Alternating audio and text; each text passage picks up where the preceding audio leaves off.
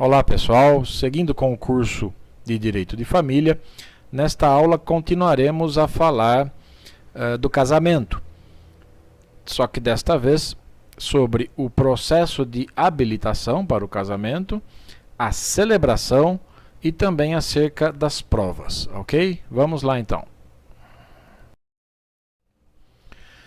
Em aula anterior, vimos e estudamos a capacidade para casar. Também quais são os impedimentos para o casamento previstos no Código Civil, assim como as causas suspensivas do casamento. O processo de habilitação para o casamento tem como objetivo justamente apurar, averiguar se aquelas pessoas que pretendem se casar realmente têm capacidade para tal. Né? Realmente tem capacidade para realizar o matrimônio. Se há algum impedimento para aquele casamento ou se está presente alguma causa suspensiva. Né? Então, esse é o objetivo do processo de habilitação para o casamento. Né? Diz o artigo 1525 do Código Civil que o requerimento de habilitação para o casamento será firmado por ambos os nubentes, de próprio punho ou a seu pedido por procurador, e deve ser instruído com os seguintes documentos.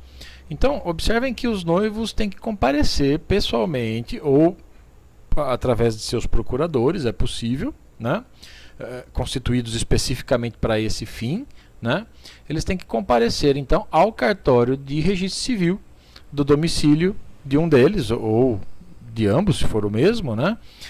E apresentar a documentação exigida, justamente para dar o pontapé inicial ao processo de habilitação para o casamento. Né? Esse requerimento que eles devem apresentar deve ser instruído com os documentos exigidos nesse artigo 1525. Né? Quais são esses documentos? Olhem lá, inciso 1. Certidão de nascimento ou documento equivalente. Então, cada um dos nubentes, dos noivos, deve apresentar a sua certidão de nascimento ou a sua carteira de identidade, por exemplo, seu documento de identidade, né, um RG, né, evidente que tem que estar legível, né, sem rasuras, sem emendas, né, como todo e qualquer documento, na verdade. O inciso 2 diz que tem que apresentar também a autorização por escrito das pessoas sob cuja dependência legal estiverem ou ato judicial que a supra. Né? Esse inciso 2 se refere exatamente àqueles casos em que pelo menos um dos nubentes, né, imagine que um deles seja maior de 16 anos, mas ainda não tenha alcançado a maioridade, ou seja, seja menor de 18 anos. Né? Então, aí neste caso, como já vimos em aula anterior, ele precisa de autorização por escrito dos seus pais ou dos seus representantes legais para casar, né? Conforme estabelece lá o artigo 1517 do Código Civil, já estudado. Né? Lembrem, aliás, que também já estudamos que essa autorização ela pode ser revogada até o momento da celebração do casamento. Está lá no artigo 1518 do Código Civil, certo? Mas enfim, lembrem também que se houver divergência entre os pais ou se não houver consentimento dos pais, né, o menor que pretende se casar, ele pode se socorrer do Poder Judiciário, né, para solicitar autorização do juiz para o casamento. Né? Essa previsão está no artigo 1519. Né? Lembrem que esse artigo diz que a denegação do consentimento, quando injusta, pode ser suprida pelo juiz. É justamente o inciso 2, quando fala ou ato judicial que a supra, está se referindo exatamente a essa autorização judicial que deve ser apresentada nesse processo de habilitação. Tá? O inciso 3 fala que tem que apresentar também uma declaração de duas testemunhas maiores, parentes ou não, então podem ser parentes ou não, né? tanto faz, que atestem conhecê-los e afirmem não existir impedimento que os iniba de casar. Claro que é uma declaração sem muita força probatória, né? Até porque é fácil de ser obtida, né? Mas enfim, é um documento, é uma declaração, né, que deve ser feita por duas pessoas, né? Essas pessoas vão declarar que conhecem os nubentes, né, e vão atestar lá que eles desconhecem, né, que não existem impedimentos para aquele matrimônio, tá? É um requisito, uma formalidade a ser observada no processo de habilitação. O inciso 4 diz que tem que apresentar uma declaração do estado civil, do domicílio e da residência atual dos contraentes e de seus pais, se forem conhecidos. Essa declaração, claro, tem que ser feita e assinada pelos próprios noivos, né? E o objetivo é simplesmente identificá-los da melhor maneira possível, com a maior precisão possível, né? Buscando ou angariando o maior número de dados a respeito dos nubentes, né? O inciso 5, finalmente, diz que também tem que apresentar a certidão de óbito do cônjuge falecido, se for o caso, evidentemente, né? De sentença declaratória de nulidade ou de anulação de casamento transitado em julgado, ou do registro da sentença de divórcio. Esses documentos, a apresentação desses documentos tem como objetivo também averiguar, por exemplo, né, se quem está pretendendo casar já é casado ou não, né? E aí estaríamos diante de uma infração a um impedimento matrimonial, como vimos em aula anterior, né? Lá no artigo 1521 diz que as pessoas casadas não podem casar, né?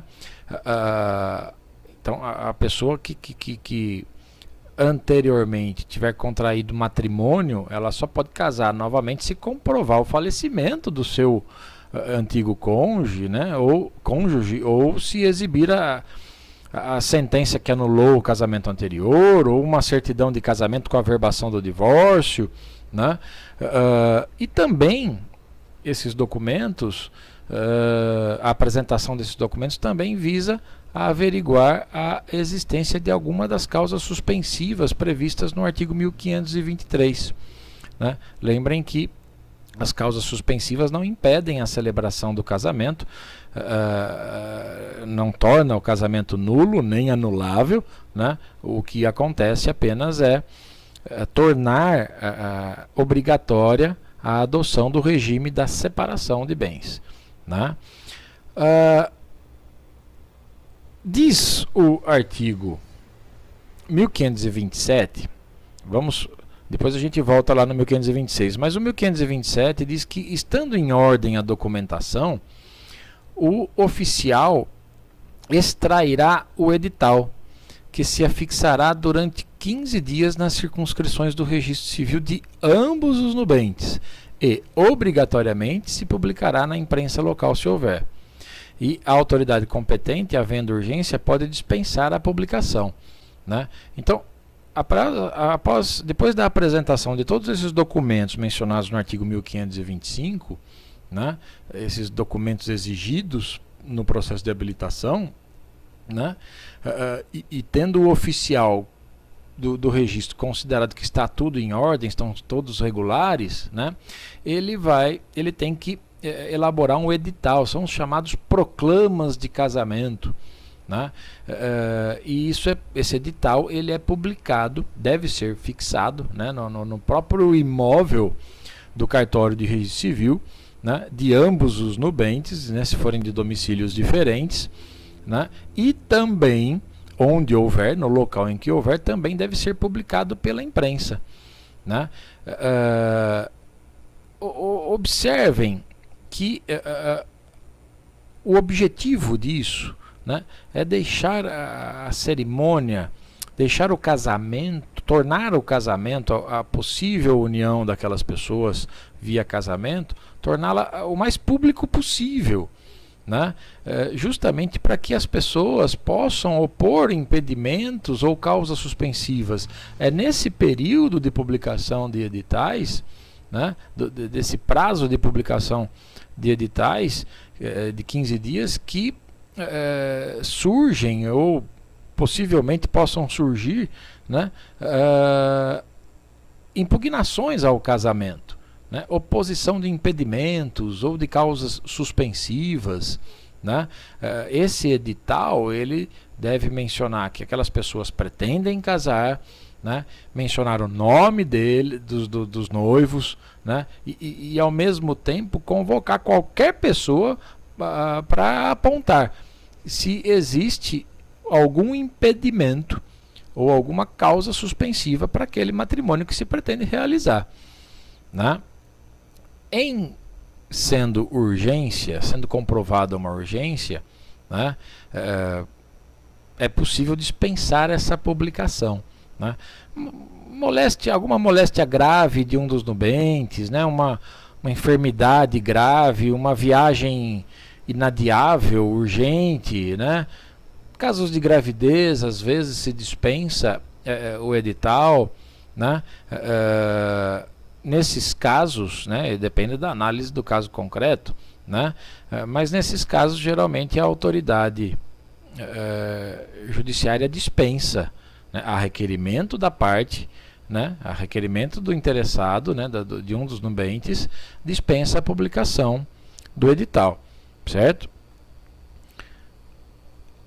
Ainda acerca da habilitação, diz o artigo 1528 que é dever do oficial do registro esclarecer os nubentes a respeito dos fatos que podem ocasionar a invalidade do casamento, bem como sobre os diversos regimes de bens.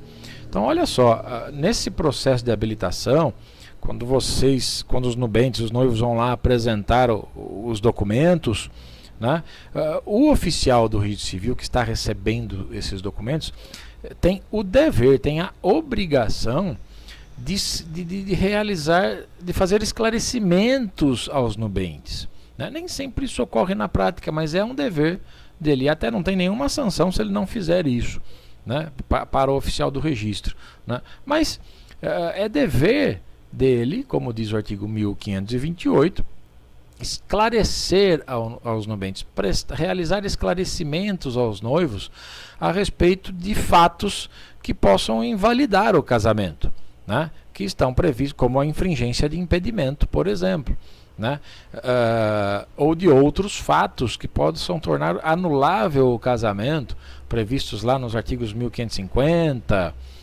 e seguintes, né, até 1556, 1551, né, que nós estudaremos em aula específica sobre invalidade do casamento, né. Também é dever do oficial do registro civil esclarecer, informar aos noivos sobre os tipos de regimes de bens, né. Então os noivos são livres para escolher o regime de bens. Existem alguns casos em que é obrigatória a adoção do regime da separação, que nós veremos oportunamente em aula posterior, né? Mas, a princípio, a escolha do regime ela é livre, né? A regra é, os noivos podem escolher o regime que bem entenderem, né? Que acharem melhor para a situação deles, né? E esse regime vai vigorar durante o casamento, né? Ele tem início, ele produz efeitos a partir do casamento, e é dever do oficial esclarecer sobre esses regimes, né? Se eles, imaginem que os noivos não façam a opção expressa por um dos regimes, vocês aprenderão em aula posterior que vigorará o regime da comunhão parcial de bens, né? Agora, se os noivos optarem por qualquer outro regime previsto no Código, né? O regime da participação final nos aquestos, regime da separação total de bens, regime da comunhão universal de bens, aí neste caso os noivos têm que fazer um pacto antinupcial através de escritura pública, né? Isso será estudado com mais calma numa aula específica sobre os regimes de bens do casamento previstos no Código Civil, certo? O artigo 1526 do Código, ele diz que a habilitação será feita pessoalmente perante o oficial do registro civil, com a audiência do Ministério Público. E diz em seguida que caso haja impugnação do oficial ou do MP, né, ou até de terceiro, essa habilitação será submetida ao juiz.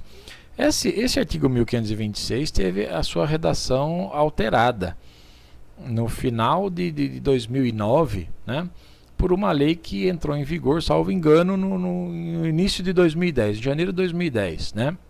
O que se exigia antes é que toda habilitação, todo processo de habilitação para o casamento fosse homologado pelo juiz. Né? Atualmente, como se percebe aí, o juiz apenas se manifesta nos casos de impugnação, ou seja, se houver impugnação. Né? Se houver alguma oposição de algum impedimento ou de alguma causa suspensiva que não tenha sido aceita pelos noivos ou aceita pelas partes. Nesses casos é que o juiz irá se manifestar. Né? Somente nesses casos que a habilitação será submetida ao juiz. Né? Acerca disso, né, diz o artigo 1529 do Código Civil que tanto os impedimentos quanto as causas suspensivas serão opostos em declaração escrita e assinada, instruída com as provas do fato alegado ou com a indicação do lugar onde possam ser obtidas. Né? Então, essa oposição, né, diz aí, tanto os impedimentos quanto as causas suspensivas serão opostos em declaração escrita. Essa oposição nada mais é do que essa impugnação, esse ato que qualquer pessoa pode fazer, né, em se tratando de impedimento ou em se tratando de causa suspensiva a uma limitação, lembrem disso. Né? Os impedimentos, vimos em aula anterior, podem ser opostos até a celebração do casamento por qualquer pessoa capaz. Né? Enquanto as causas suspensivas somente podem ser apresentadas, opostas, né, pelos parentes em linha reta, pelos colaterais até segundo grau de um dos nubentes, sejam consanguíneos ou afins, né, durante o processo de habilitação matrimonial.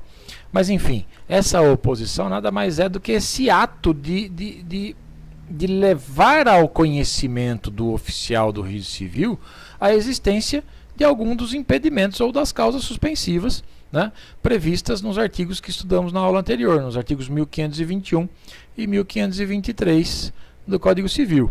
Né? Essa oposição ela deve ser feita por escrito e assinada por aquele que a está apresentando. Né? Além disso, instruída com as provas do que ele está alegando. Certo? O artigo 1530, por sua vez, diz que o oficial do registro dará aos nubentes ou a seus representantes nota da oposição, indicando os fundamentos, as provas e o nome de quem a ofereceu.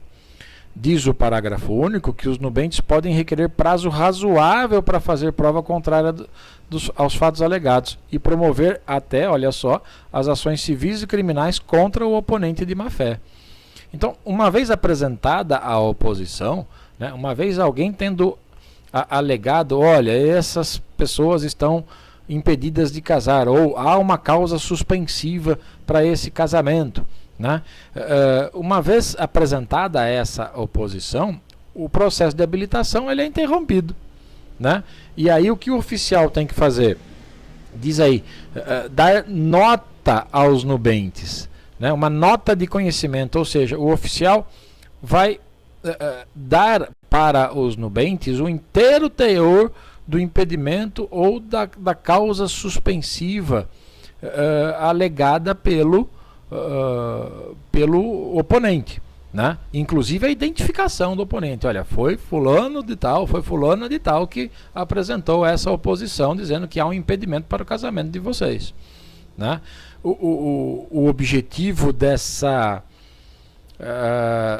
nota da oposição, né, essa nota de conhecimento dada aos noivos, né, é possibilitar que eles tenham informações suficientes para se defender, né? E até, como está escrito aí, promover ações civis e criminais contra aquele que fez a oposição agindo de má fé, né? Contando uma mentira, contando alguma inverdade, né? Apenas para atrapalhar o processo de habilitação, né?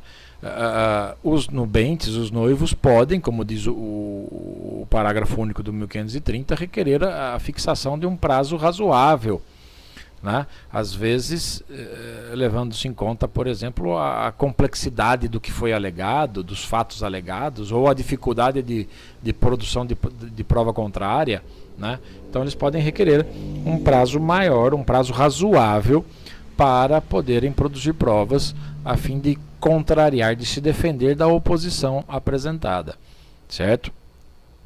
Finalmente, ainda sobre o processo de habilitação, vejam o que diz os artigos 1531 e 1532, né? O 1531 diz que, cumpridas as formalidades dos artigos 1526 e 1527 e verificada a inexistência de fato obstativo, o oficial do registro extrairá o certificado de habilitação.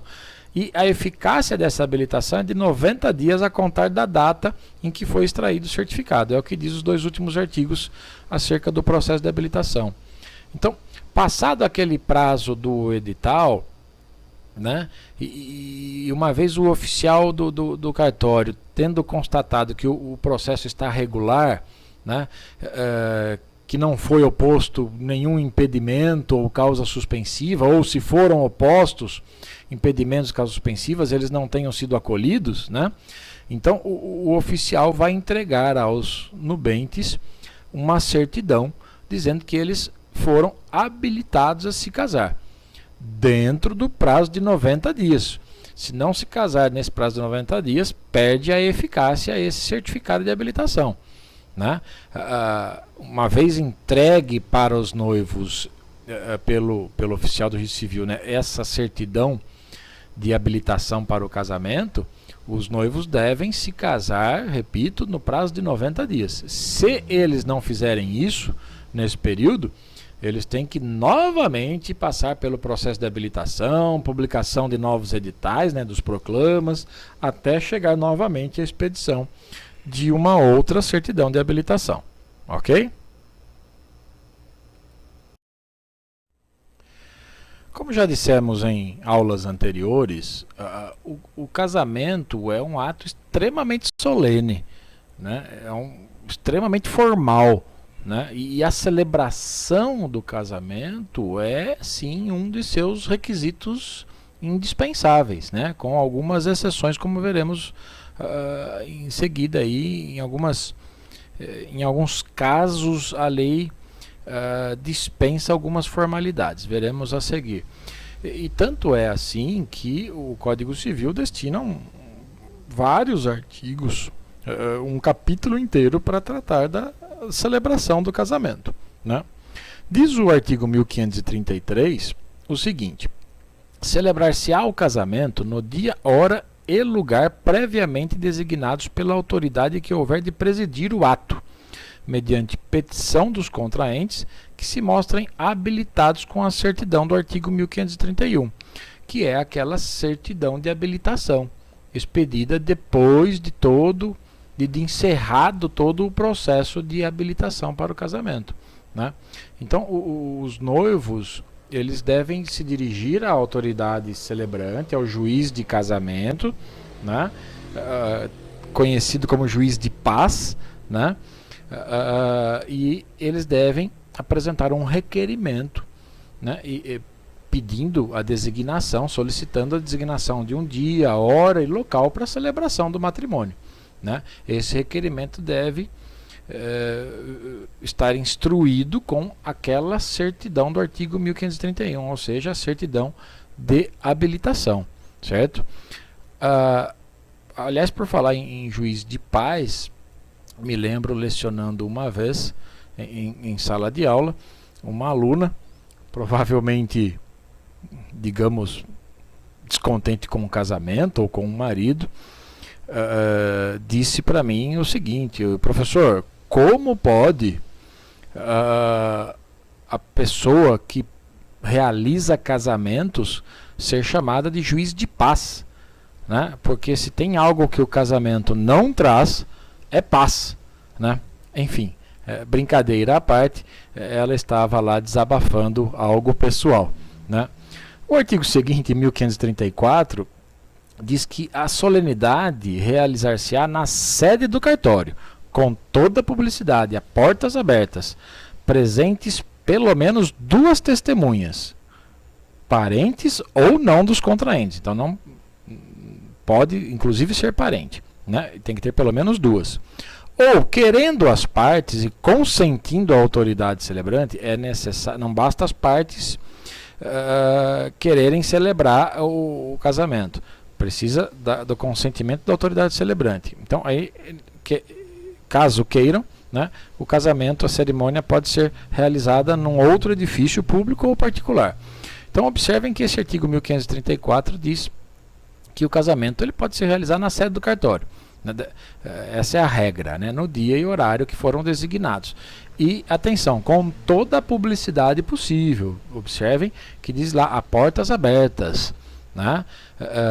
Tem que estar presente, tem que ser realizado perante 2 testemunhas, que podem ou não ser parentes dos noivos, né? E esse artigo permite que essa celebração do casamento seja realizada num outro lugar, que pode ser público ou particular, desde que as partes assim queiram e desde que consinta a autoridade celebrante, né? Repito, a publicidade é algo impositiva, né? Qualquer pessoa, por exemplo, qualquer pessoa tem o direito de assistir à celebração do casamento, né?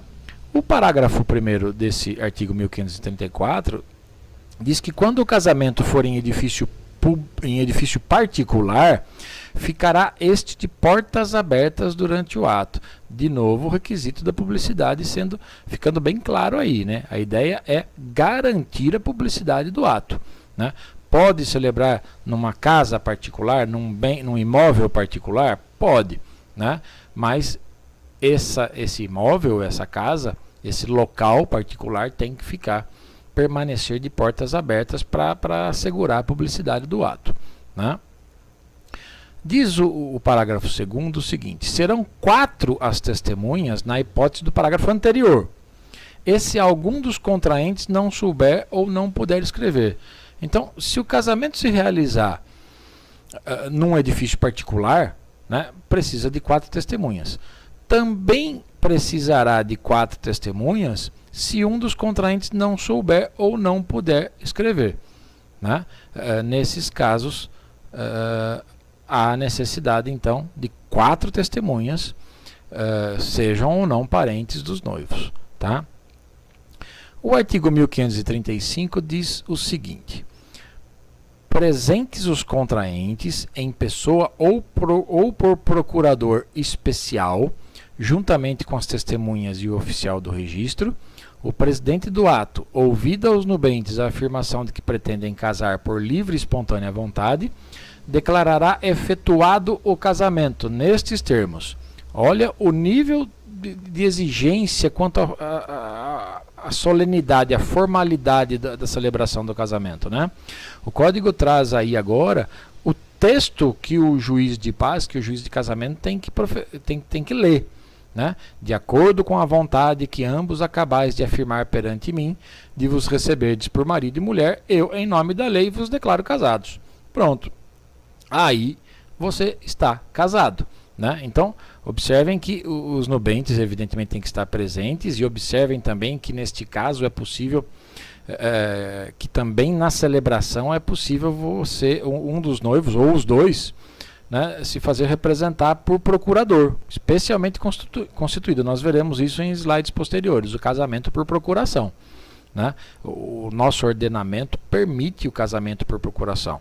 Claro, tem que ter poderes especiais e tal, isso está previsto lá no artigo 1542, que nós veremos já ainda nesta aula, né? Então, os nubentes, os noivos, eles devem declarar expressamente que pretendem se casar por livre e espontânea vontade diante do presidente do ato, diante do juiz de casamento. né?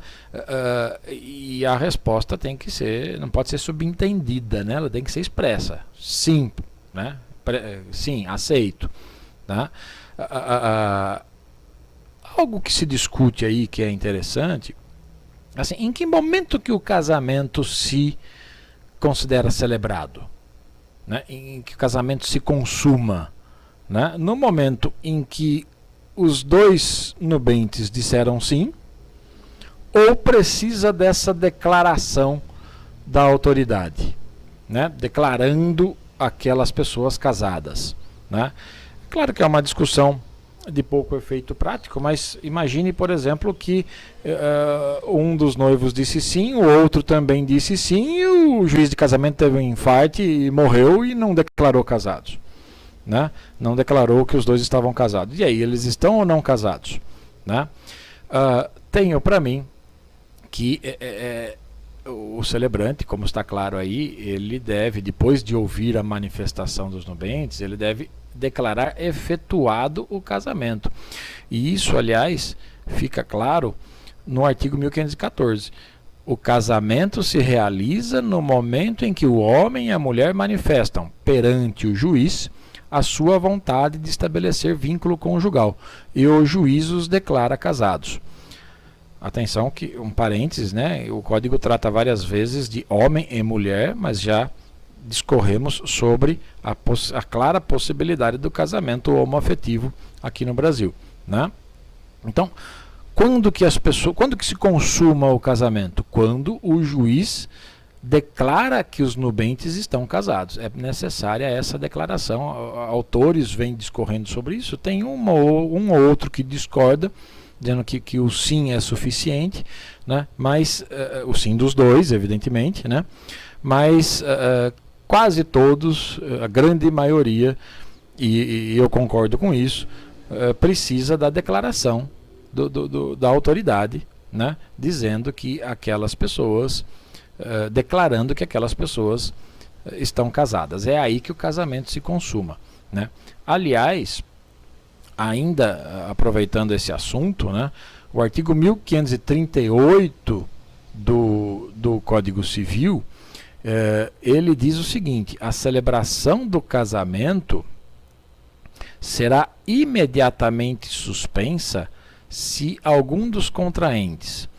Então, olha só, o celebrante, né, a autoridade, deve colher o livre consentimento dos nubentes. Eles devem dizer sim, né? Ou seja, eles realmente pretendem contrair casamento, né?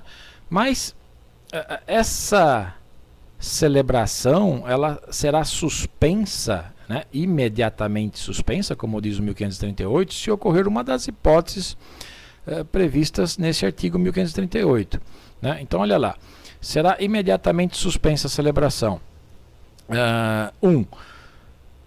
Se algum dos contraentes recusar a solene afirmação da sua vontade, né? Então, nesse caso, o noivo, né, o nubente, ele deixa de expressar sua vontade. Ele se recusa a afirmar a sua vontade de contrair matrimônio, né, no momento em que é indagado pela autoridade. Se isso ocorrer, a cerimônia tem que ser suspensa, a celebração do casamento tem que ser suspensa. Inciso 2. Se algum dos contraentes declarar que esta não é livre e espontânea, né? Então, o nubente, ele declara, quando foi perguntado pela autoridade, né, ele declara que a sua manifestação não é livre e espontânea, né? Ele pode estar sendo contrariado, coagido a se casar, né? Então, se ele declarar isso, evidentemente a celebração do casamento tem que ser imediatamente suspensa.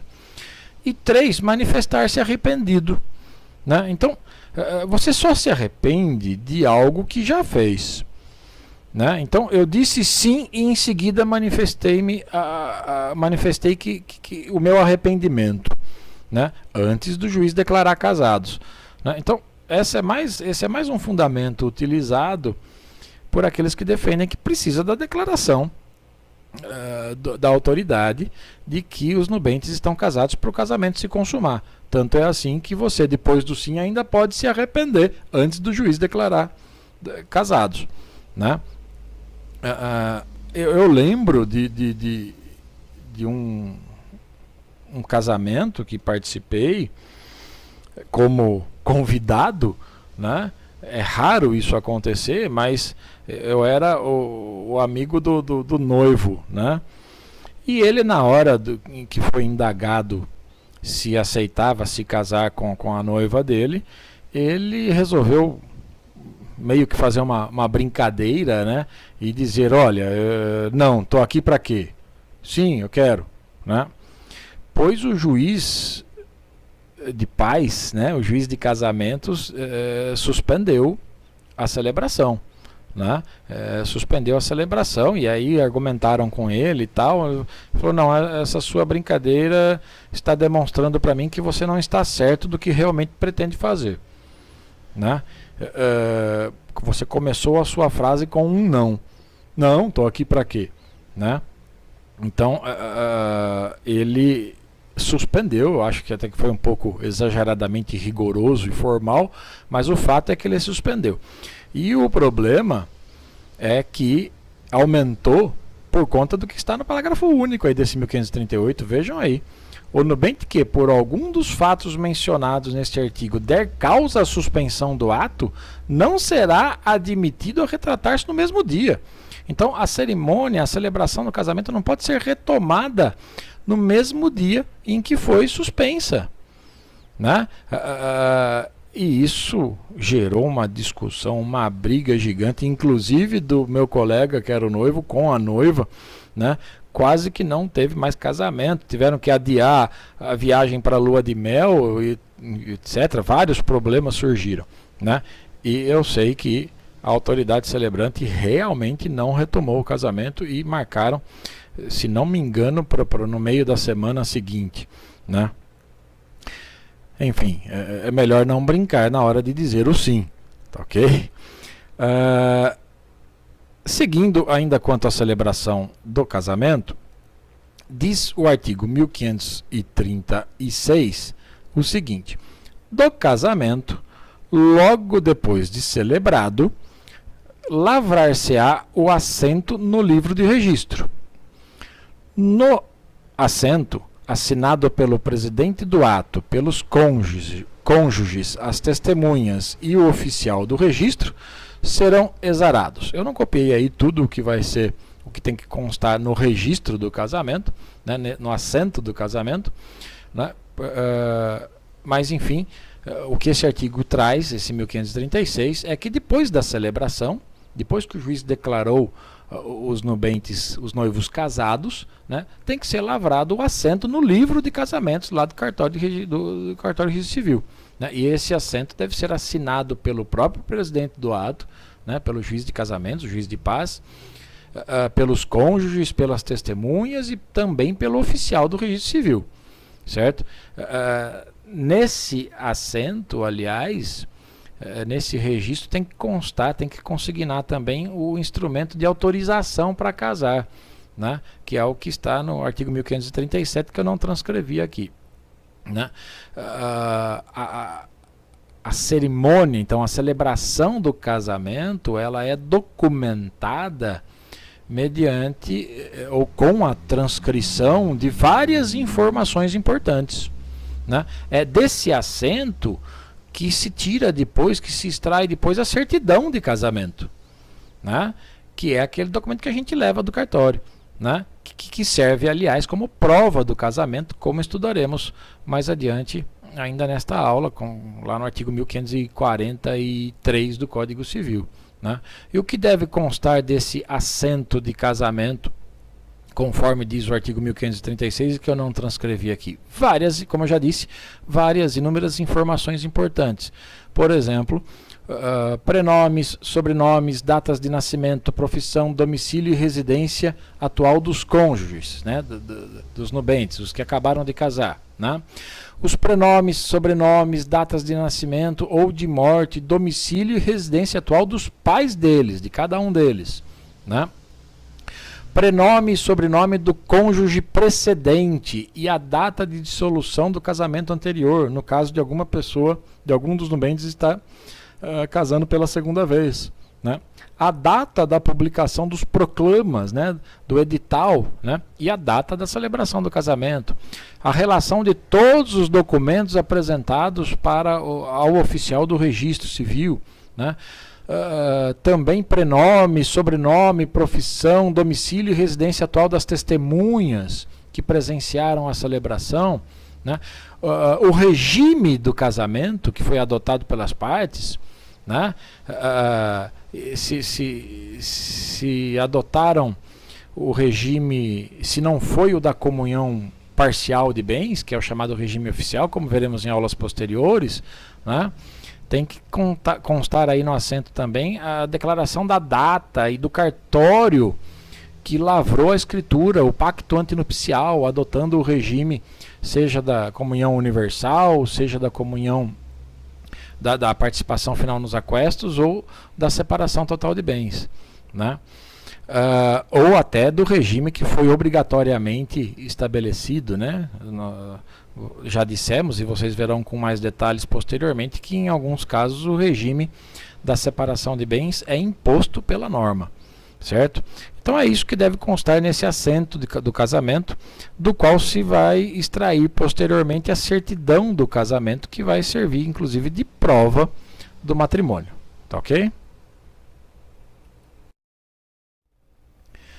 Existem algumas situações em que a lei facilita a celebração do casamento, dispensando algumas formalidades ou simplificando algumas formalidades, né? São duas as espécies de casamento, as formas excepcionais de celebração do casamento previstas no Código Civil. E elas estão nos artigos 1539 e 1540. Vejam o que diz o 1539. No caso de moléstia grave de um dos nubentes, o presidente do ato irá celebrá-lo onde se encontrar o impedido, sendo urgente, ainda que à noite, perante duas testemunhas que saibam ler e escrever. Então, observem que a lei, neste caso, está permitindo que a autoridade celebre o ato no lugar onde o impedido se encontre, né? O noivo ou o nubente impedido se encontre. Pode ser em sua residência, numa clínica, num hospital, e até mesmo pode ocorrer à noite isso, se urgente, né? E sempre perante duas testemunhas que saibam ler e escrever, tá?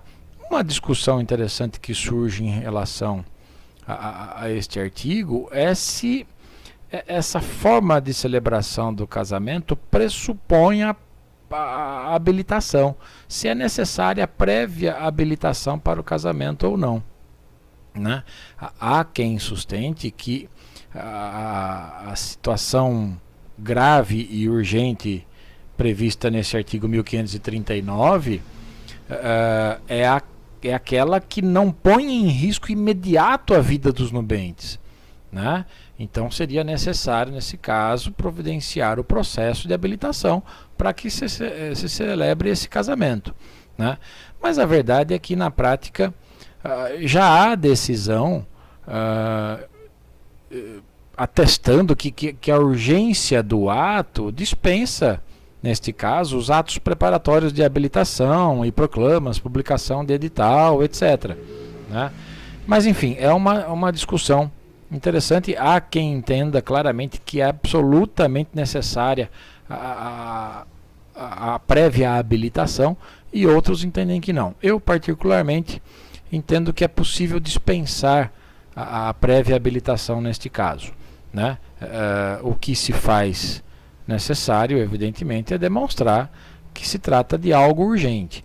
Mas observem que nesse artigo 1539 se exige a presença do celebrante, né?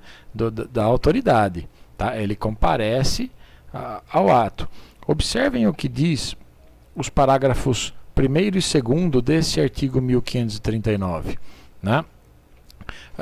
Pode acontecer ante a urgência da celebração do casamento, né, pode ocorrer às vezes de autoridade celebrante não ter condições de atender ao chamado, de comparecer para realizar o casamento, né? Nessa hipótese, a cerimônia se realizará, como diz os parágrafos 1º e 2º aí, por qualquer um dos seus substitutos legais, por seu suplente, né? Pode acontecer também de o oficial do registro estar impossibilitado de comparecer a essa celebração, né? Justamente por conta dessa urgência na celebração, né? E neste caso ele deve ser substituído por uma pessoa nomeada ad hoc, né, pelo próprio presidente do ato, pela própria autoridade celebrante, né? Enfim, a falta ou o impedimento do celebrante neste ato, né, ato nupcial, nesse momento de se celebrar o casamento, implica na convocação do seu suplente. E a falta ou o impedimento do oficial do cartório, né, gera a necessidade da autoridade celebrante nomear alguém ad hoc para exercer essa função, né? Esse termo avulso, né, esse oficial ad hoc nomeado especificamente para esse ato, ele deve lavrar um termo avulso, né, dessa cerimônia, dessa celebração do casamento, e esse termo deve ser levado ao registro no prazo de 5 dias. É o que diz aí os parágrafos, que dizem os parágrafos 1º e 2º do artigo 1539. O artigo 1540, por sua vez, ele traz um outro caso, uma outra forma excepcional de se celebrar o casamento. Olha o que ele diz: quando algum dos contraentes estiver em iminente risco de vida, não obtendo a presença da autoridade a qual incumba presidir o ato, nem a de seu substituto, poderá o casamento ser celebrado na presença de 6 testemunhas, que com os nubentes não tenham parentesco em linha reta ou na colateral até 2º grau. Esse é o conhecido casamento nuncupativo, né? Alguns chamam de casamento in extremis vitae momentis, ou casamento em articulo mortis. A expressão mais conhecida é casamento nuncupativo, ou utilizado de maneira simplificada, casamento in extremis, né? Casamento nuncupativo quer dizer de viva voz, né? Então, nessa hipótese, observem que a autoridade celebrante não comparece, essa é a diferença do artigo 1540 para o 1539, né?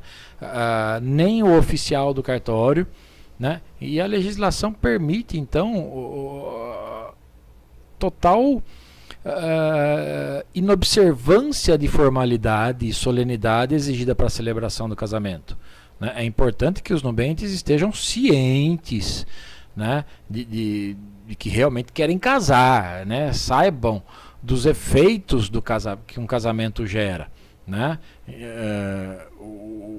O nubente adoecido, né, em iminente risco de vida, ele deve estar lúcido, né? Consciente de seus atos, certo? Fica claro aí no 1540, no casamento nuncupativo, que esse artigo ele dispensa o processo de habilitação, dispensa a publicação dos proclamas, dos editais, né? E dispensa até mesmo a presença do celebrante, justamente em razão da extrema urgência, né? Em contrapartida, cobra 6 testemunhas, perceberam? Está lá no 1540. Né? 6 testemunhas que não devem ter relação de parentesco com os nubentes em linha reta, né? Relação de parentesco em linha reta, ou na colateral até o 2º grau. Tá? Então, neste caso do casamento não compativo, que significa, como eu disse, mais ou menos assim, de viva voz, né? Uma pessoa vira para outra e diz: olha, quer me receber como marido? E a outra aceita, e em contrapartida, A outra diz, quer me receber como esposa e pronto, estamos casados. Né? Não tem celebrante, não tem oficial do cartório, não tem processo de habilitação, não tem nada. Né? Então, é uma forma rara de acontecer, mas observem que é absolutamente necessária a presença de um requisito aí, iminente risco de vida. Aliás, isso será apurado posteriormente. Observem o que diz o artigo 1541,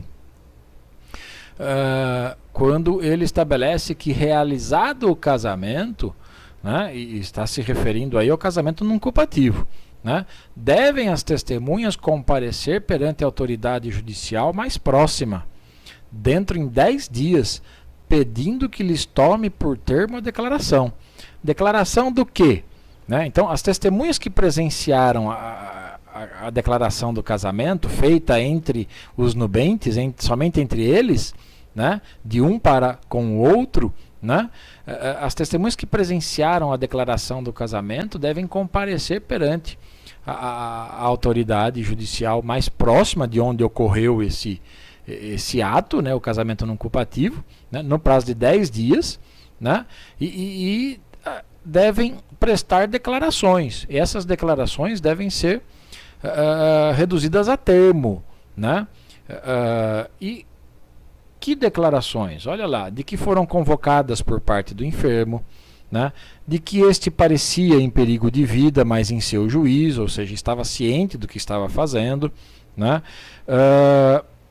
E também devem declarar que na presença dela, né, testemunha, né, os contraentes de livre e espontânea vontade, né, se declararam se declararam marido e mulher, né, ou seja, casaram de viva voz. Né? Esse é o procedimento posterior ao casamento não culpativo. Né? Os parágrafos desse artigo 1541 trazem mais detalhes desse procedimento posterior ao casamento não culpativo. Né? Então, a autoridade, observem depois com a leitura desses parágrafos, a autoridade, inclusive o MP, né, sempre ouvindo o MP nesse caso, deve realizar diligências que entender necessárias. Né? Para quê? Para verificar se existia algum impedimento para esse casamento, né? Para tentar averiguar o grau de lucidez do declarante, né? Se realmente era impossível realizar o casamento da maneira adequada, com processo de habilitação, etc., ou seja, na forma ordinária. Né? Se o juiz, depois de tudo isso, decidir, ele vai, aliás, proferir uma decisão, né, a favor do casamento, né, ou contra o casamento. E em qualquer hipótese cabe recurso da parte interessada aí. Né? Se a decisão judicial for favorável, o juiz, depois do trânsito em julgado dessa decisão, né, ele vai ordenar que essa decisão seja transcrita lá no livro de registro de casamento. Né? E com data retroativa à celebração do casamento, certo? Então, o assento lavrado, né, os efeitos irão retroagir, né, a data da celebração, ou seja, aquelas duas pessoas que se declararam casadas perante 6 testemunhas, né, elas serão consideradas casadas desde aquela data em que declararam. Em que assim declararam. Né? Essas formalidades previstas, esse procedimento pós-casamento não culpativo, né? Esse procedimento é dispensado, né? Essas formalidades procedimentais, vamos chamar assim, são dispensadas, né? Se o enfermo, se aquele que se encontrava em iminente risco de vida, né, convalescer, ou seja, se curar, se ele não morrer. Né? E aí, o que ele deve fazer? Comparecer para ratificar o casamento, comparecer na presença da autoridade competente, né, e do oficial do registro para ratificar o casamento, né? Então, todo esse procedimento de realizar diligências, de ouvir testemunhas, etc., né, todo esse procedimento pode ser dispensado se a própria pessoa que se encontrava em iminente risco de vida, né, convalescer, se curar, escapar, sobreviver, né, porque aí ele próprio comparece e ratifica e as pessoas se considerarão casadas desde aquele momento em que assim declararam, certo? Já dissemos nesta aula que é possível casar por procuração, né, mediante procuração. É o que diz o artigo 1542 do Código Civil. Olha lá, o casamento pode celebrar-se mediante procuração, por instrumento público com poderes especiais. Pode realmente ocorrer de se estar diante da impossibilidade de comparecimento de um dos noivos no local em que a cerimônia do casamento civil irá se realizar, né, ou na data em que ela irá se realizar, né, seja um dos noivos ou até mesmo os dois, né, é possível os dois constituírem procuradores, né. Neste caso, o que este artigo autoriza, né, é que que o casamento possa ser celebrado, né, mediante a presença de procuradores estabelecidos pelos noivos ou por um deles, né. E observem bem que o artigo 1542 exige que a procuração se dê por instrumento público e com poderes especiais, né? Então, você, diante da impossibilidade de comparecer na celebração do seu casamento, você constitui um procurador, né, por instrumento público, por escritura pública, né, e com poderes especiais, ou seja, você dá ao mandatário, ao procurador, né, poderes para receber em seu nome o outro contraente, né? Essa procuração, a eficácia desse mandato, né, não pode ultrapassar 90 dias, como diz o parágrafo 3º, certo? Então, é possível casar mediante procuração, mas lembrem, por instrumento público, essa procuração tem que ser dada, escritura pública, e com poderes especiais. Não vale uma procuração com poderes genéricos, né? Outro ponto importante ainda sobre o casamento por procuração, e essa procuração, aliás, pode ser revogada, né? Esse mandato pode ser revogado, mas também só por instrumento público, né? Como diz o parágrafo 4º. Aquele que não, nós acabamos de ver, de debater o casamento não culpativo, né, que ocorre quando alguém está em iminente risco de vida, né? Aquele que não estiver em iminente risco de vida, ele também pode se fazer representar por procurador no casamento não culpativo, né, como diz o parágrafo 2º. Vejam o que diz o parágrafo 1º, que é interessante. A revogação do mandato, então, como já vimos, o mandato pode ser revogado, né? Qualquer mandato pode ser. A revogação do mandato não necessita chegar ao conhecimento do mandatário. Mas, celebrado o casamento sem que o mandatário ou o outro contraente tivessem ciência da revogação, responderá o mandante por perdas e danos. Então, é possível revogar o mandato aqui, no caso do mandato com poderes especiais para o casamento, né? E essa revogação não precisa chegar ao conhecimento do mandatário, certo? Então vamos lá, você deu procuração para alguém lhe representar na cerimônia de casamento, na celebração do casamento, né? Então você é o noivo como você não está impossibilitado de comparecer naquele dia ou naquele local para se casar com a sua noiva, você dá procuração para alguém lhe representar, com poderes especiais, instrumento público, certo? Você revoga esse mandato. Então, aquela pessoa que iria lhe representar não lhe representa mais, porque o mandato está revogado, certo? Mas, vamos supor que essa notícia da revogação não chegue a tempo até o seu procurador. E aí o que acontece? O casamento é celebrado sem que o mandatário, o seu procurador, né, e sem que o outro contraente tivessem ciência dessa revogação do mandato, né? Neste caso específico, o casamento ocorre, né, e você responde por perdas e danos. Até porque esse casamento celebrado com um mandato por procurador com mandato revogado, né, ele se torna anulável, como vocês verão na aula específica sobre invalidade do casamento, né? Ele se torna anulável desde que não sobrevenha coabitação entre os cônjuges. Isso está lá no artigo 1550 do Código Civil, lá no inciso 5, né? Diz lá: é anulável o casamento, no inciso 5, realizado pelo mandatário, sem que ele ou o outro contraente soubesse da revogação do mandato, e não sobrevindo coabitação entre os cônjuges, certo?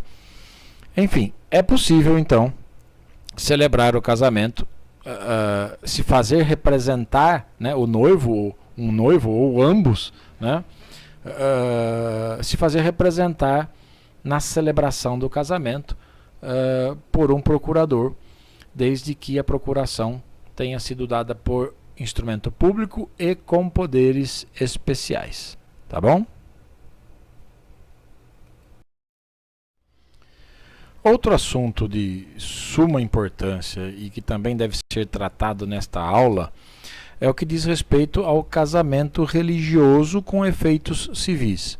E o Código Civil trouxe previsão expressa sobre o casamento religioso que produz efeitos civis, né? Vejam o que diz o artigo 1515 do Código Civil. O casamento religioso que atender às exigências da lei para a validade do casamento civil equipara-se a este, desde que registrado no registro próprio, produzindo efeitos a partir da data de sua celebração.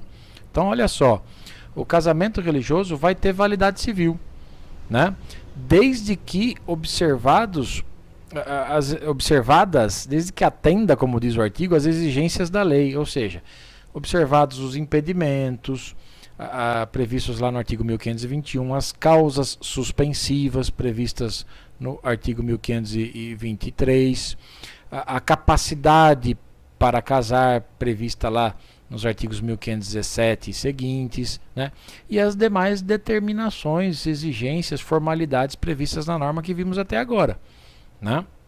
Então, o casamento religioso, ele que atender a essas formalidades legais, né, ele terá validade civil, certo? Ele terá efeitos civis, né? Para tanto, além de atender a todas essas exigências legais, ele também tem que ser registrado, né? E observem que, uma vez registrado o casamento religioso, né, ele produzirá efeitos civis a partir da data de sua celebração, como diz o artigo 1515, e não a partir do registro, né? Uma vez realizado o registro, né, o estado civil das pessoas que casaram passa a ser o de casados, né, desde a data da cerimônia religiosa e não somente a partir do registro. Então observem que os efeitos são ex tunc, né? O registro é posterior, né? Mas ele produz efeitos desde a data em que a cerimônia religiosa foi realizada, certo? O registro, observem, é um ato essencial para a atribuição de efeitos civis. Se não ocorrer o registro do casamento religioso, né, e o registro lá na autoridade competente, no cartório competente, né, se não ocorrer o registro, você vai ter apenas um ato religioso, ou talvez uma mera união estável, certo? Não terá aí um casamento civil, né? O artigo 1516, ele diz que o registro do casamento religioso, né, vimos agora que ele tem que ser registrado, submete-se aos mesmos requisitos exigidos para o casamento civil. Né? Então, daí você tira a necessidade para que um casamento religioso produza efeitos civis, tenha efeitos civis, ele deve ser levado a registro. Né? E para que isso ocorra, ele se submete aos mesmos requisitos exigidos para o casamento civil que vimos até agora, notadamente aqueles atinentes ao processo de habilitação para o casamento perante uma autoridade competente. Né? E repito, uma vez efetuado o registro, esse casamento religioso produz efeitos civis ex tunc, ou seja, retroage a data da celebração religiosa, conforme diz o artigo anterior, 1515. Né? Algo interessante para se analisar também são esses parágrafos 1º e 2º do artigo 1516. E através deles você vai perceber que é possível realizar o casamento religioso já tendo feito o processo de habilitação, ou realizar o processo de habilitação depois do casamento religioso. Né? Então, olha o que diz o parágrafo 1º. O registro civil do casamento religioso deverá ser promovido dentro de 90 dias de sua realização. Então, você casou lá na igreja, você tem 90 dias para realizar o registro desse casamento civil, desse casamento religioso, né, no registro civil, mediante comunicação do celebrante ao ofício competente ou por iniciativa de qualquer interessado, né, desde que haja sido homologada previamente a habilitação regulada neste código. Após o referido prazo, o registro dependerá de nova habilitação. Então, observem que esse parágrafo 1º traz uma hipótese de casamento religioso realizado depois da habilitação. Primeiro, os noivos foram lá no cartório no ofício de registro civil, né? Realizaram o processo de habilitação, pegaram o certificado de habilitação e, ao invés de celebrar o casamento com a autoridade competente, o juiz de paz, o juiz de casamentos, né? Eles foram na autoridade religiosa deles. O padre, o pastor, o chefe religioso, seja qual for. Né? Então, primeiro, essa é a hipótese do parágrafo 1º. Primeiro, os noivos passam pelo processo de habilitação e depois vão à autoridade religiosa para celebrar o casamento. Certo? Depois de celebrado o casamento, como vimos antes, né? Depois de celebrado o casamento religioso, leva para registro de volta lá no cartório. Olha só o parágrafo 2º agora. O casamento religioso celebrado sem as formalidades exigidas nesse código terá efeitos civis. Então, o casamento religioso sem o processo de habilitação também produz efeitos civis. Mas olha só, se a requerimento do casal for registrado a qualquer tempo no registro civil, mediante prévia habilitação perante a autoridade competente e observado o prazo lá do certificado de habilitação. Então, olha só, este parágrafo 2º, ele prevê a hipótese de um casamento religioso com habilitação posterior. Né? Então, resumindo esses dois parágrafos, os parágrafos 1º e 2º do artigo 1516, nós temos o seguinte: você pode, né, ir até o cartório de registro civil, né, e lá você requerer o processo de habilitação, juntar os documentos, todo aquele procedimento que já vimos, né? Publica edital, etc. Né? E depois de tudo isso você pega o certificado, ou seja, você está habilitado para casar. Né? Os noivos estão habilitados para casar. De posse desse certificado, você vai até o seu padre, seu pastor, seu chefe religioso e celebra o casamento lá. Você faz o casamento religioso, a celebração é a religiosa e depois registra. Então, primeiro você participa, né, do processo de habilitação e depois casa no religioso. O parágrafo 2º é o inverso. Primeiro, né, você vai até o seu chefe religioso, o seu padre, seu pastor, você vai direto na igreja, né, e casa lá, sem passar pelo cartório, sem fazer processo de habilitação. Depois que efetuou o casamento religioso, aí você vai no cartório, né, perante a autoridade competente lá e pede para abrir o processo de habilitação, publica edital, etc. e segue todo aquele procedimento que já vimos, né? Evidentemente, expedido o certificado, o casamento será registrado, né? Num modo ou no outro, o casamento religioso produzirá efeitos civis. E produzirá efeitos civis desde o momento em que a celebração religiosa foi realizada, e não apenas a partir do ato do registro, certo? Finalmente, o parágrafo 3º do artigo 1516 diz que será nulo o registro civil do casamento religioso se antes dele qualquer dos consorciados houver contraído com outra em casamento civil. É evidente, né? O que está esse artigo fazendo, né, demonstrando, evidenciando novamente a impossibilidade de registro do casamento religioso por violação àquele impedimento previsto lá no artigo 1521, inciso 6 do Código Civil, que veda o casamento de pessoas casadas, certo? Então, se você registrar um casamento religioso, conseguir registrar um casamento religioso, né, esse registro será nulo se antes desse casamento religioso, né, você já tivesse sido casado com outra pessoa e não tiver divorciado, né? Ou não for viúvo ou viúva, enfim, se ainda existir vínculo matrimonial anterior, certo? Por fim, para encerrarmos esta aula, falemos um pouco sobre as provas do casamento. Tem um capítulo específico no Código Civil que trata desse assunto, que vai do artigo 1543 até o artigo 1547. Vejam o que diz o 1543. O casamento celebrado no Brasil prova-se pela certidão do registro. Justificada a falta ou perda do registro civil, diz o parágrafo único, é admissível qualquer outra espécie de prova. Então, o meio específico e direto de se comprovar um matrimônio aqui no Brasil, ela é pela certidão do registro que foi feito pelo oficial do cartório, né?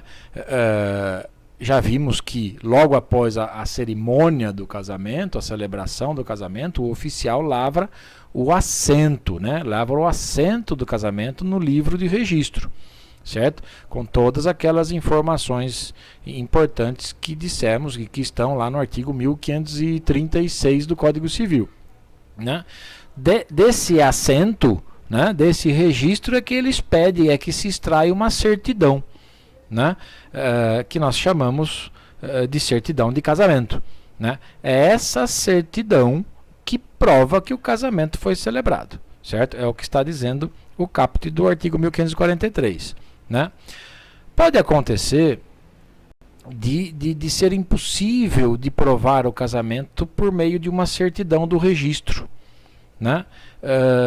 Porque às vezes não há esse registro ou se perdeu esse registro, o seu registro, hein? Não a certidão. Olha o que diz o parágrafo único.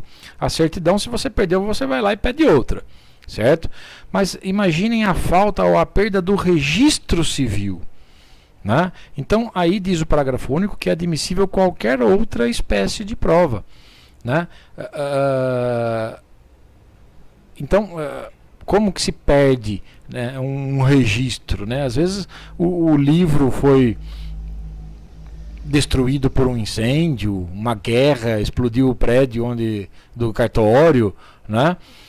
Ou até mesmo por má fé do oficial ou desleixo que deixou de fazer o registro civil do casamento, né?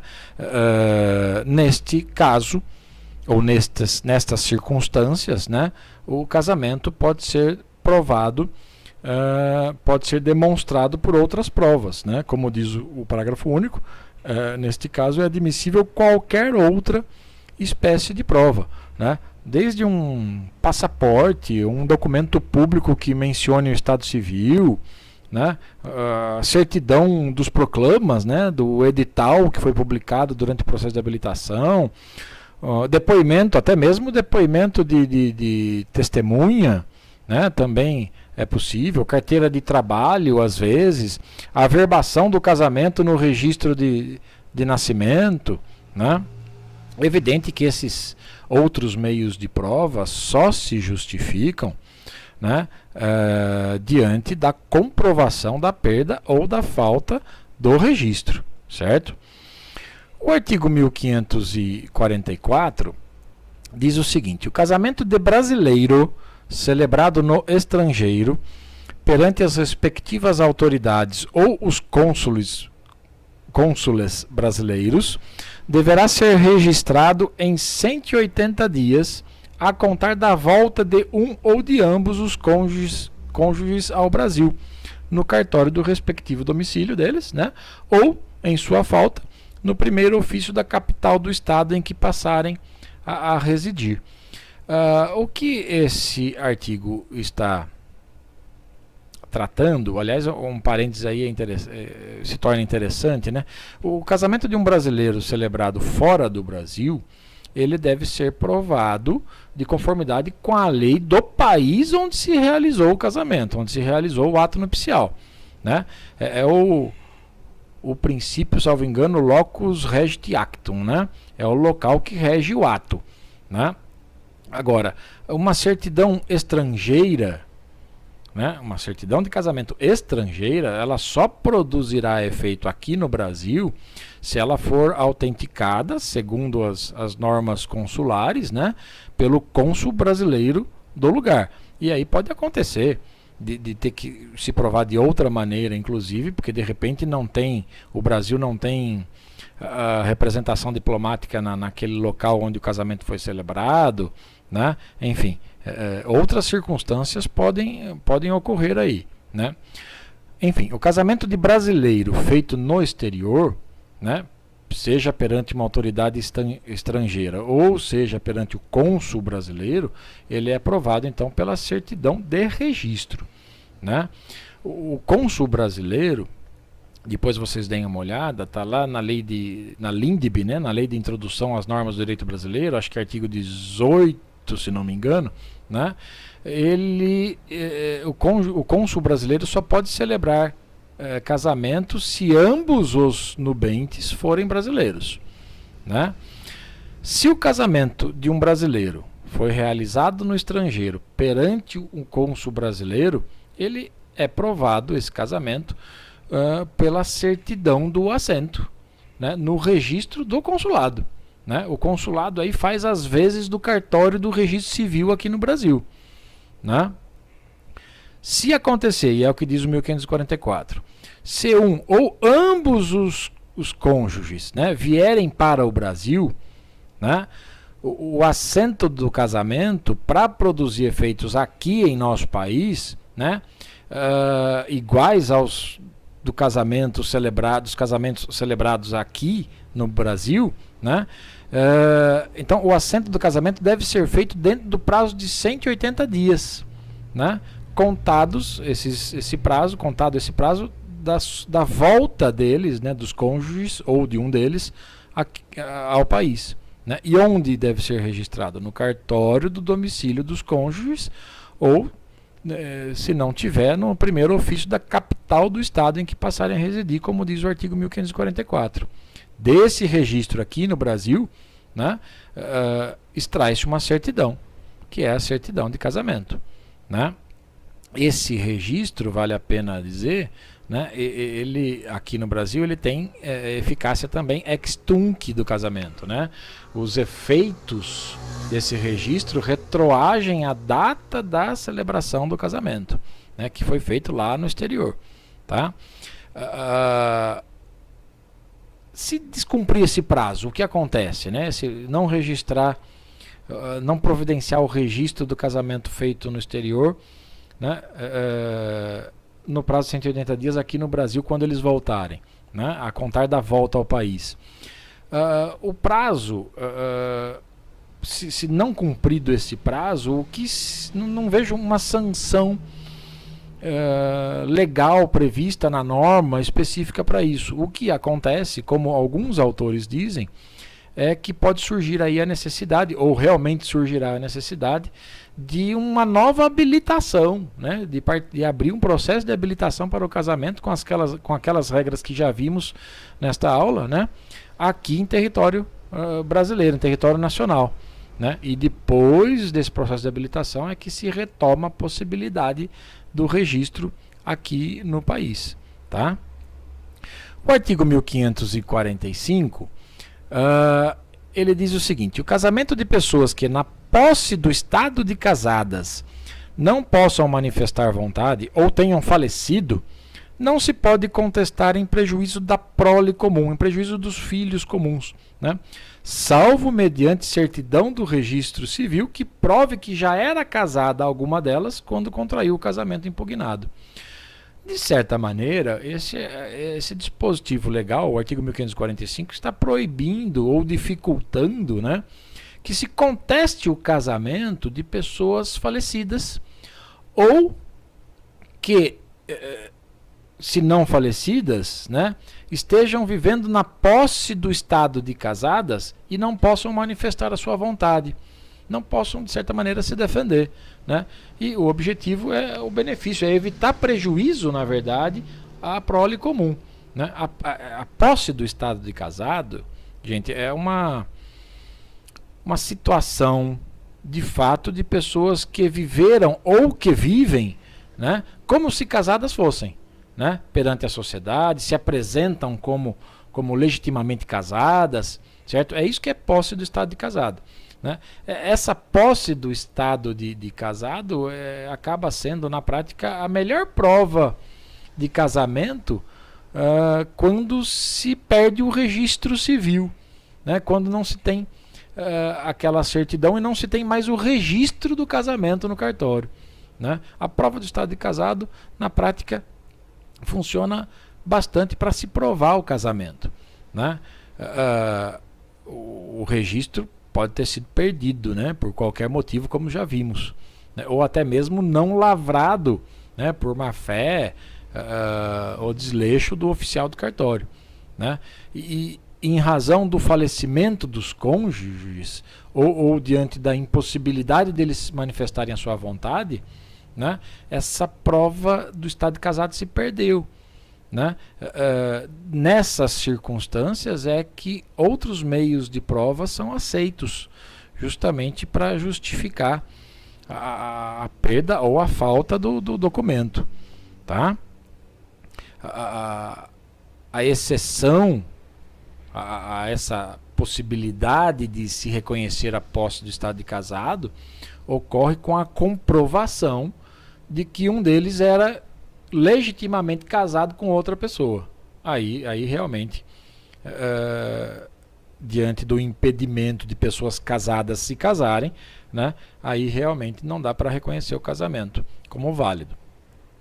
O artigo 1546 diz que quando a prova da celebração legal do casamento resultar de processo judicial, o registro da sentença no livro do registro civil produzirá, tanto no que toca aos cônjuges, como no que respeita aos filhos, todos os efeitos civis desde a data do casamento. Né? Então, justamente nessa hipótese do artigo anterior, né, como assim? Quando a prova do casamento tiver que resultar de um processo judicial, né, o registro da sentença, né, que reconhece o casamento, né, lá no livro de registro civil, ele tem efeito retroativo, esse registro, né?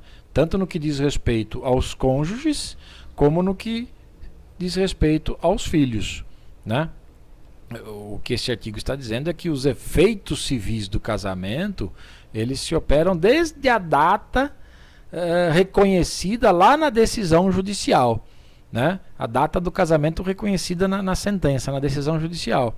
Né, que reconheceu a existência do casamento e não apenas a partir do registro dessa sentença. Tá? Finalmente, o artigo 1547 fala que, na dúvida entre as provas favoráveis e contrárias, julgar-se-á pelo casamento, se os cônjuges cujo casamento se impugna viverem ou tiverem vivido na posse do estado de casados, né? Alguns autores sustentam que esse artigo traz claramente um princípio que alguns chamam de indúbio pro matrimônio. Na dúvida, reconhece o casamento, né? Declara que ele existiu, né? O juiz, na dúvida, é isso que está dizendo esse artigo, entre as provas favoráveis e contrárias ao matrimônio, né? Ele deve julgar pelo casamento, ou seja, ele deve julgar reconhecendo que o casamento existiu. Para que ele possa fazer isso, como diz o artigo 1547, né, os cônjuges têm que terem vivido, né, ou ainda até às vezes estarem vivendo, né, na posse do estado de casados, certo? Ou seja, como se casados fossem, né, perante a sociedade, eles devem se apresentar ou terem se apresentado como legitimamente casados perante a sociedade. Tá certo? É isso, pessoal. Esta foi a aula em que tecemos comentários sobre as regras que tratam da habilitação para o casamento, também acerca da celebração do matrimônio e, finalmente, sobre as provas do casamento, ok? Grande abraço em todos e todas.